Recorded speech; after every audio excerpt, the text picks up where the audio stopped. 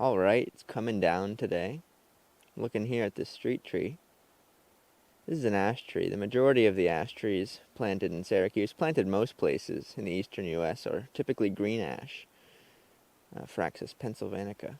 However, what I'm looking at right now is a European ash, Fraxinus excelsior. I can tell from the bark is almost more digital, more broken up, less neatly vertical than the native ashes. Look at here at the buds, and the buds are jet black. Yeah, these black buds are very distinct to European ash. This little medium-sized street tree hanging on to its deciduous leaves. This is eastern hop hornbeam, Ostraya virginiana. It's been used more recently as a street tree. I've found in a lot of places. I haven't found many big ones as street trees, so I think it's a pretty recent decision.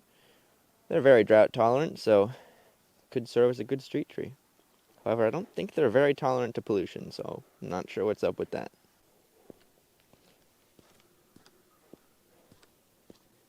It's always a treat to see the pendulous branches of Alaskan yellow cedar, Chamaecyparis nootkitensis. I'm here on Allen Street. Allen Street's a great place to look at street trees, in my opinion. This Kentucky coffee tree is still young. An easy way to identify many species that have compound leaves is to look up into their crown to notice especially in Kentucky coffee tree's case, there are these huge coarse twigs. If you look at the twigs, you'll notice at the ends of many of the twigs, or all along the ends of the twigs, are these wispy little projections that are much thinner than twigs. These wispy projections are the rachi. The rachi are the central axes of the pinnately compound leaves. Kentucky coffee tree has huge pinnately compound leaves, and often only the leaflets drop, leaving behind a long rachis. Makes for a pretty distinct form. This scaly, ridged, light gray bark with these little orange furrows here, pretty distinct to Kentucky coffee tree. This is a tree that, in my experience, is pretty uncommon in the street.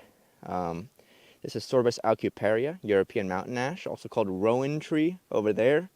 It's got this light, smooth gray bark with these horizontal lenticels, almost like a cherry or a sweet birch or something.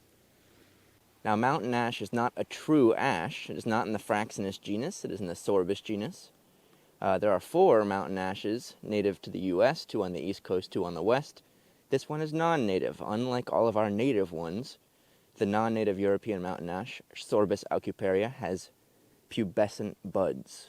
The buds of our native mountain ashes are glabrous. They are smooth, not pubescent. Also, I've never seen one this big, and I've never seen one of our native ones planted as a street tree.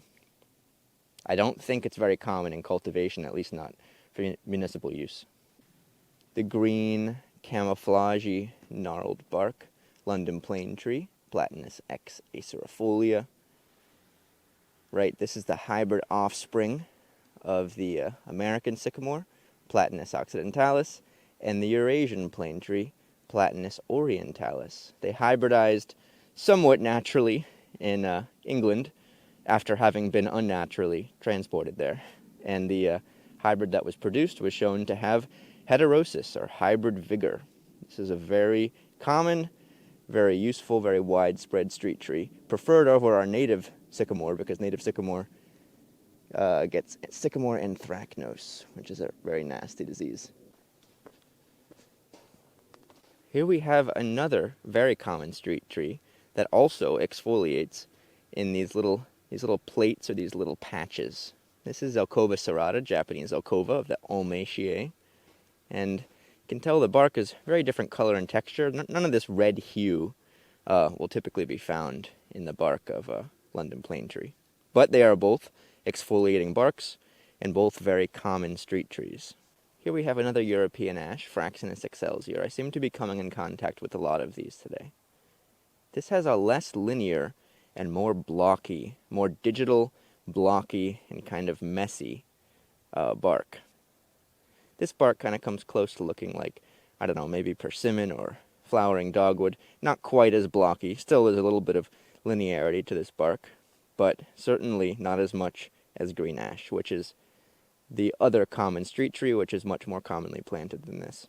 So across the street there we have European ash, Fraxinus excelsior, blocky, not very ridged, not as ridged or linear. And then across the street we have green ash, our native green ash, much more vertical, much more ridged, much different textured bark. This is a fun bark. This has these long, scaly, very light-colored ridges. This is Katsura. This is Japanese Katsura, Cercidophyllum japonicum. This is a pretty awesome tree. There's a lot of big ones planted as street trees in Syracuse, and I'm always kind of surprised by it because it's kind of a refined. I think of it as a botanic garden tree or a tree you'd find in the yard of a, fancy person. But these light-colored strips, almost like scaly, like, I don't know, shagbark hickory if it didn't exfoliate. Maybe like a little bit like red or silver maple. It's pretty beautiful. So we have Katsura there, London plane tree here with that camouflage bark, green ash there with that quite linear interlacing ridges and furrows, and then we have Zelkova serrata right there, also camouflage bark, but you see that orange peeking through. Looking at a street tree hop hornbeam, Ostraya virginiana. This is eastern hop hornbeam of the Betulaceae, common in the woods around here. This bark doesn't look that perfectly like Ostraya. I'll get a closer look. The bark doesn't quite form those neat, papery strips. Might just be a little too young, might be the growth rate of the tree, not sure what it is, but the stature is certainly Ostraya. The marcescent leaves is certainly Ostraya.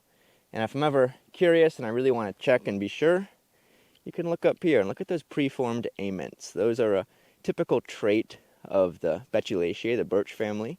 They have these male flowers that open up in spring and release pollen, but they are preformed the year before. And so you have these little tiny finger-like projections. The birches all have them, so does Ostraya. Right here we're looking at a decent-sized eastern redbud, Cercis canadensis, right, of the Fabaceae. This scaly, dark and red scaly bark, it can be kind of black, and it often peels off, exfoliates to reveal a bunch of red underneath. This is very distinct, this scaly red bark. This is a pretty good-sized tree.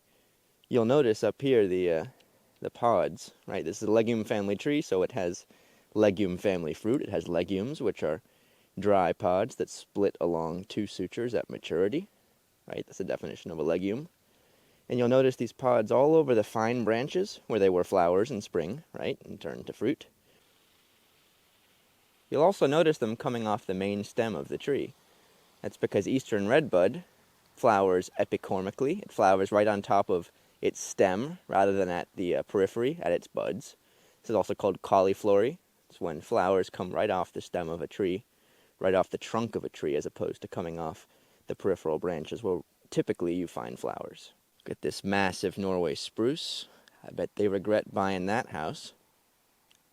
Picea abies. A little river birch also growing next to it in the shade. Looking at this old beaten up hedge, we got the stems of tree of heaven, Ailanthus altissima, with those huge heart-shaped leaf scars.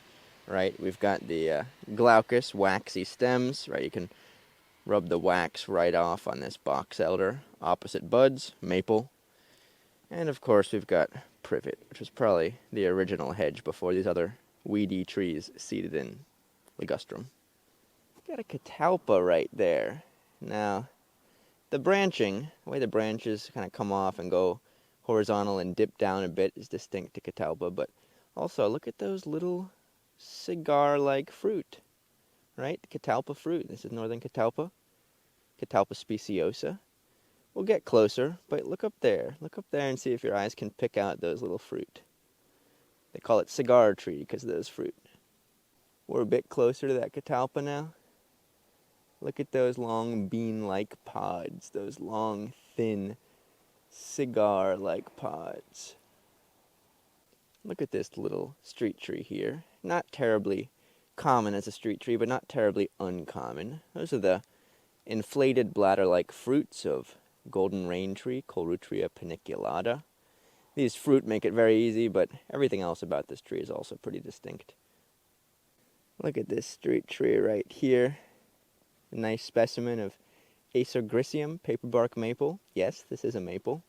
Look at that gorgeous tattered bark. Yeah. Got some spruces here, Picea genus. On the right, we've got an oriental spruce, Picea orientalis. Long, narrow cones with entire margins. Longer than white spruce cones, not quite as long as Norway spruce cones. On the right here, we have blue spruce, Picea pungens. Tall, narrow, look at that. And then we have the hulking, kind of outgrown its site, as typical, Norway spruce, Picea abies. Pretty nice little trio. And look at this little group of catalpas. Catalpa here, catalpa there, and catalpa in the background. All of those cigar-like fruit everywhere. These are some pretty big trees, some pretty big catalpas. Pretty big street trees, too. I kind of like seeing them here. They're not technically native to here. They're a little more western, but I still like seeing them. Pretty cool trees. Gorgeous flowers in spring. Catalpa gets these large, blocky ridges. They're blocky, but they're still very, very vertical and linear. They're not blocky like persimmon or even like white pine. They are very linear, blocky. Beautiful mature bark on catalpa. This is a typical site in Syracuse as a street tree. Beautiful, large saucer magnolia, Magnolia exolangiana. Right, this is the huge flower buds. You'll see those flower buds, the scales drop off in spring right as they flower, and the ground is littered with these fuzzy little scales. I always like that. It's a pretty nice one. Here are those beautiful fuzzy little magnolia buds. Look at those. Those are flower buds. These are vegetative buds. So those vegetative buds are much smaller. The flower buds are terminal and huge and quite hairy. I'm pretty partial to these buds. There does not exist a more exemplative catalpa. That is the form of catalpa, that somewhat single leader with those arching, unkempt lateral branches.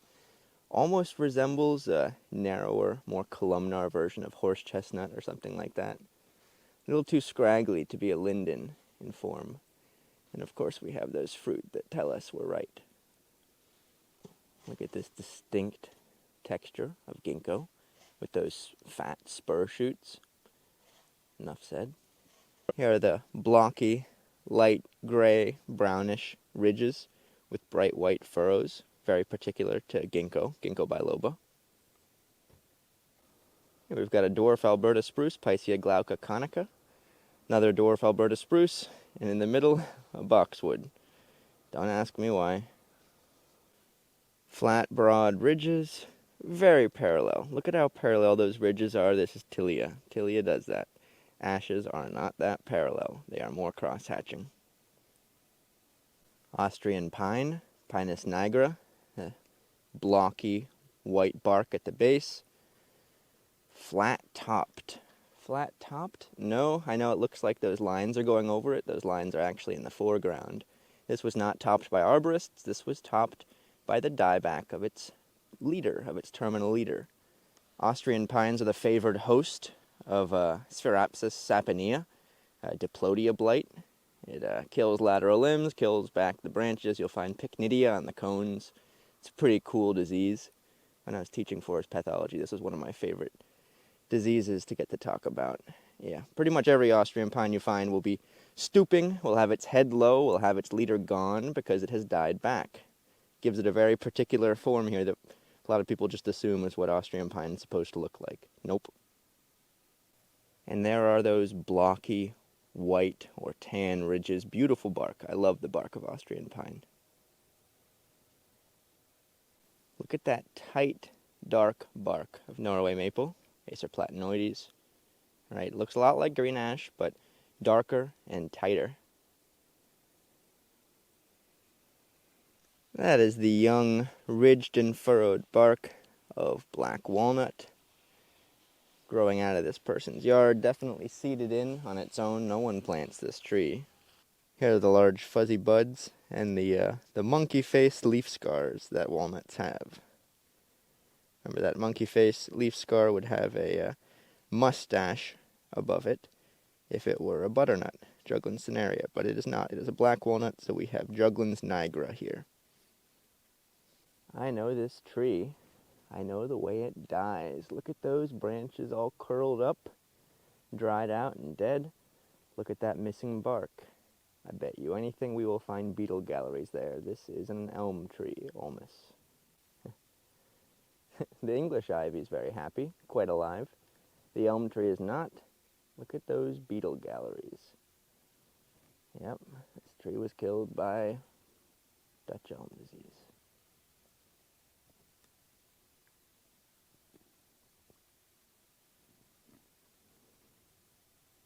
This is a fun tree to come in contact with. Not that common in the city, but not that uncommon. This is butternut, Juglans cinerea. Got that nice butternut-like bark, those flat ridges, the furrows pulling apart, silvery flat ridges, ash-colored, light gray. That's what cinerea means. Juglans cinerea, Juglandaceae. This is our other native walnut. We saw black walnut earlier. You can tell this tree's not in good health. This is a butternut canker. Kills pretty much every tree you come across. It's not common to see them doing well. Don't know whose property this is, otherwise I'd go over there. You know, this is on camera.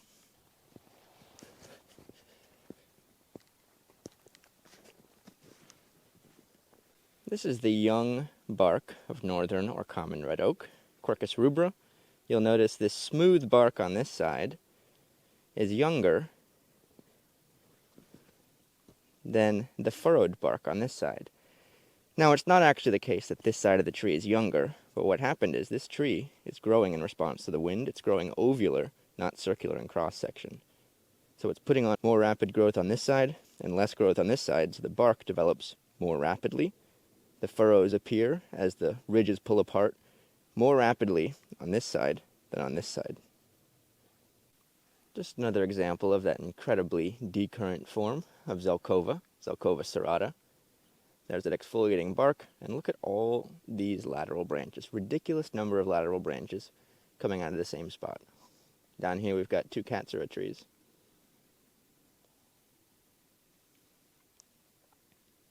Got a hackberry. Hackberry makes a pretty good street tree if you ask me. Doesn't quite fill the void left by its relative, or used to be relative, right? Hackberries moved now. Now hackberries in the Canabaceae, used to be in the Ulmaceae. Elms used to be the main street trees in the U.S., in the eastern U.S. at least. Disappeared. As we saw earlier today, we saw why. We saw Dutch elm disease, that beetle carrying an ascomycete fungus. This really is stream of consciousness. Here is the gorgeous bark of Chinese elm, Ulmus parvifolia, Ulmaceae. Look at that insane exfoliation. I don't get to see this very often in Syracuse. Makes a good street tree. It's non-native, of course, but not nearly as invasive as Siberian elm, Ulmus pumila. This is a somewhat common medium-sized street tree. This is hedge maple or field maple, European species. It's one of the three main European species, a tree you find planted somewhat commonly in the U.S., or at least around here, along with sycamore maple and Norway maple. This is the smallest of the three. Its bark kind of resembles a smaller statured Norway maple. It's got some ridges and furrows, a little bit more blocky than Norway maple. A little bit less clean than Norway maple as well. Much smaller tree though. Here's a better example of field maple bark. Almost looks like Ostrea here. Very linear, very parallel, somewhat blocky, less kempt, less nice than Norway maple. Smaller tree, of course, overall. And look at that orange. That orange is pretty common. See orange peeking out where the ridges may have been stripped off or fallen off on their own. It's a pretty impressive European hornbeam. Carpinus betulus, right, closely related to musclewood or blue beech of the eastern U.S., Carpinus caroliniana. Betulaceae, the birch family. You can see the The pruning crews, did a bit of a number on it. But yeah, pretty huge tree. For this species, at least. Look at this beautiful hemlock. Tsuga canadensis, eastern hemlock, right? Not that common as a yard tree, but you do see it. I'm always surprised by how well they do, occasionally. Even in full sun, you'd think they'd get scorched. But it's a beautiful tree. That foliage, that texture is very distinct. Gorgeous in the snow. Look at that arching branch. That arching branch says linden to me. It says tilia. I love to see that. A little gray birch over there. A little cluster of gray birch stems. White-barked birch, not exfoliating, not black at the base. If it were black at the base, I would think it was European weeping birch, Betula pendula, but this is gray birch, Betula populifolia.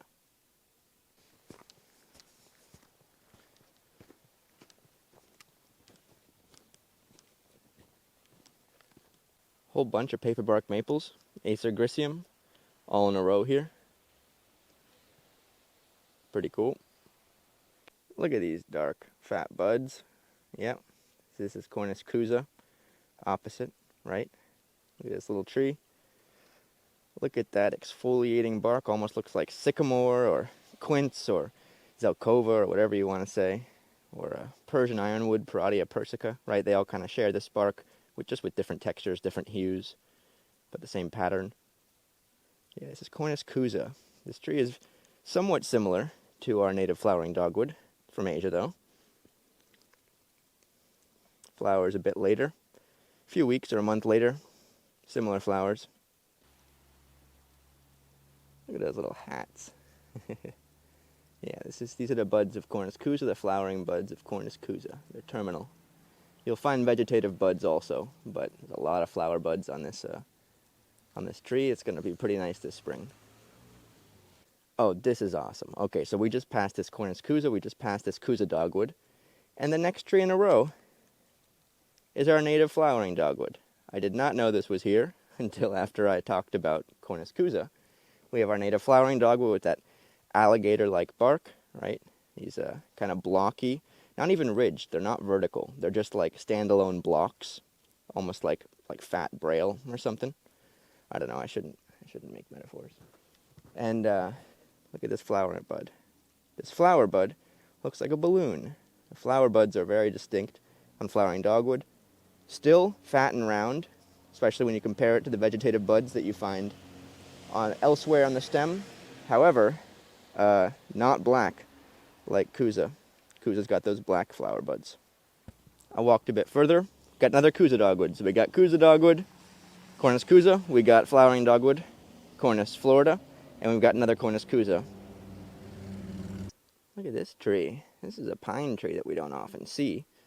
It's a 5-needle pine, relatively short needles, weird cones. What do we think it is? Look at that cone up there. That is the cone of Pinus sembra. Pinus sembra, Swiss stone pine. Look at that form. That is Gladitia triacanthos honey locust. That is perfect honey locust form. You notice those branches at the end are all scraggly and zigzaggy and kind of unkempt. We zoom out and it's reasonably decurrent, but nothing too crazy or eccentric like zelkova. It's hard to describe the form perfectly of this tree. These peripheral branches are very distinct, and this form is also somewhat distinct. And it's, one of the most commonly planted street trees nowadays. And here's the bark of honey locust. It's scaly and very linear. Often it will form these long, narrow, linear ridges. Otherwise, it will lift in large plates from left and right, just like sugar maple. This is Gladitia triacanthos of the Fabaceae. Very common street tree. Big European beech. You might ask, how do I know this is European? It's European, it's Fagus sylvatica, not Fagus grandifolia. I know that because it looks decent and it's planted here. They don't really plant American beech so much. And this is Norway spruce. This is what Norway spruce looks like. That tall, excurrent conifer-like form with a single central stem. You could say it looks like a Christmas tree. Someone just honked at me. And these lateral branches come off at nearly 90-degree angles to the main stem. And you can see those pendulous secondary branches coming down, drooping. That is very distinct to Norway spruce, Picea abies. Norway spruce is a huge tree in general. It's probably the biggest spruce you'll find on the East Coast. Of course, it's not native. We have 3 native spruces, red, black, and white, in the eastern U.S. Those drooping branches, that is Norway spruce, those drooping branches. I can't tell you why, I wish I could, but these ridges are very distinct to Japanese pagoda tree or Chinese scholar tree, Stiphonolobium japonicum. They are often pulled pretty wide apart like that. Otherwise, it resembles any ridged and furrowed bark, but to me it's very distinct. Look up into the crown, we see those wispy branches. They often terminate or are flanked by rachi, the central axis of the compound leaf, persisting on the tree. And then right there we got the fruit. The fruit look like tendrils of green pearls. They probably look pretty crappy by now, but when they're fresh, they look pretty cool. This is a pretty awesome tree. Not native, of course, Japanese pagoda tree, but I always like to see it. One last time, this is the effect that the fruit of Catalpa has on the form and texture of the silhouette. Here's 4 stems of Norway maple. Right, this tight, vertical, interlacing, cross-hatching ridges and furrows. This is very particular to Norway maple. Very invasive tree in the northeast. This is a pretty large field maple, Acer campestre. See that blocky, kind of messy, vertical ridges with that orange color peeking out. We've seen this before today. There's a utility pole for scale, albeit that's a relatively small utility pole, so take it with a grain of salt. This is a pretty big stem though still. It's usually a small tree. This river birch seemed to have aged like 20 years overnight. This black bark is usually kind of particular, this black blocky bark is particular to much more mature river birches. Typically at this diameter, it's like 6 inches diameter. Usually you see this tattered, papery bark. You don't usually see this black bark until this tree gets much older. Betula nigra, I don't know, this tree must have been smoking or something. Don't know why it's aged so quickly. Here's a nice learning opportunity. Here is the very fine interlacing ridges and furrows of Norway maple. And then over here are the lighter barked, somewhat coarser interlacing ridges and furrows of green ash. Both very common street trees. Green ash is Fraxinus pennsylvanica, and over here we've got that Norway maple. Here we have the typical flaky, ridged, youthful bark of chinkapin oak, Quercus mealenburgii. It's also very light in color. We've got the marcescent leaves to prove it as well. This is a relatively common street tree in Syracuse. We got some West Coast Christmas decorations. We got sugar pine, Pinus lambertiana. Look at how big that is. We got ponderosa pine. It's not usually that glittery in the wild, but missing its basal scales as usual, and a little bit armed.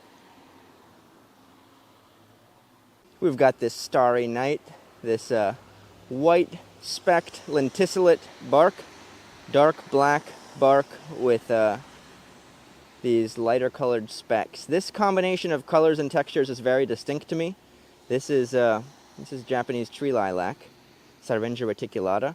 This is very much unlike its commonly planted relative, Syringa vulgaris, common lilac. This is a tree.